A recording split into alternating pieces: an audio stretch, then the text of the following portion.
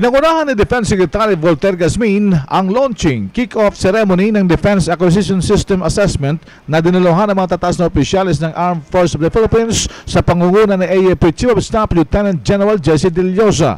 Nagpasalamat si De Leosa kay Gasmin at sinabing sa bagong sistemang ito ay may iwasan na ang mga teknikalidad ng sistemang legal sa proseso ng pagbibili ng mga makabagong kagamitan ng AFP. This will facilitate everything, especially in procurement natin ng mga gamit for our modernization.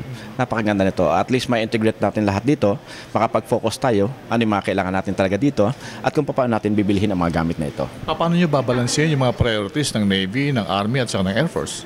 Yeah, depende rin ito sa sa pondo natin, but we will give more priority, I think, with the Philippine Navy and the Philippine Air Force. Yun ang nakikita natin na kulang-kulang talaga ang kanilang mga gamitan para at least may depend natin yung ating territory.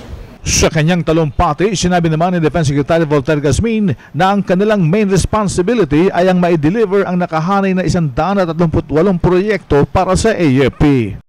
Our main responsibility is to ensure the approval and signature of the contracts for all the 138 projects for the AFP Modernization and Capability Upgrade Program not later than 31 July 2012.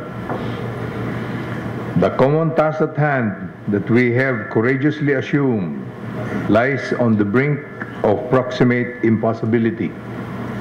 The factor of time is our main adversary. Si Defense Secretary Volter Gasmin sa Campo Aguinaldo. Yan ang RH News, Bing Formento, RH 911, naglilingkod sa pagbabalita.